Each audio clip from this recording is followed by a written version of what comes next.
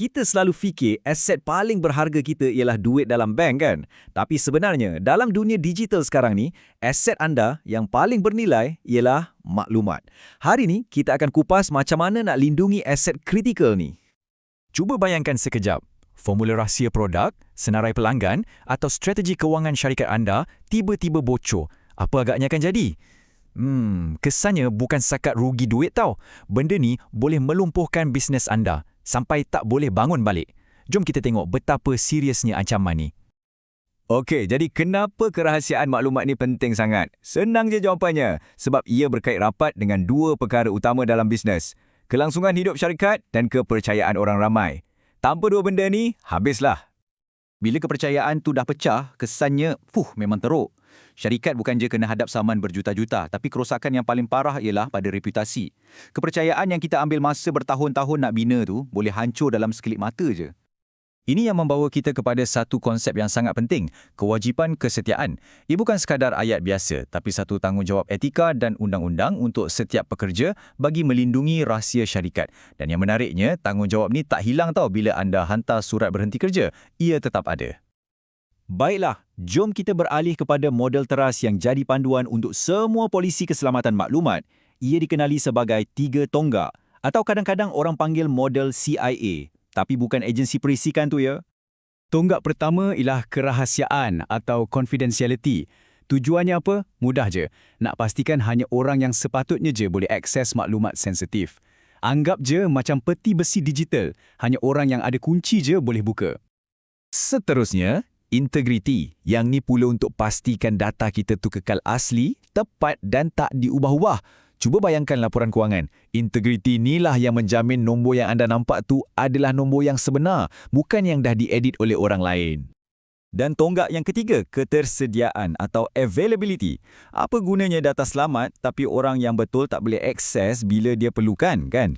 Jadi ketersediaan ni memastikan sistem sentiasa berfungsi dan ada pelan pemulihan kalau ada bencana atau apa-apa masalah teknikal. Okey. Cukup pasal teori. Sekarang, kita masuk bahagian yang paling penting. Macam mana kita nak buat benda ni betul-betul? Jom kita tengok langkah-langkah praktikal untuk bina benteng pertahanan maklumat kita. Ada 4 langkah besar kat sini. Mula-mula sekali, kita kena latih kaki tangan supaya mereka faham risiko yang ada. Lepas tu, kita kawal siapa boleh akses maklumat apa. Kemudian, kita sahkan identiti mereka tu betul ke tak. Dan akhir sekali, kita perkuatkan lagi perlindungan dengan perjanjian undang-undang.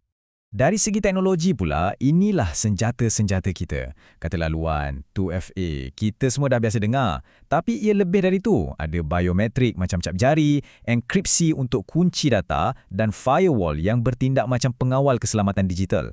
Fikirkan ia macam lapisan-lapisan keselamatan. Lagi banyak lapisan, lagi susahlah nak tembus. Okey, yang ni penting untuk kita faham betul-betul.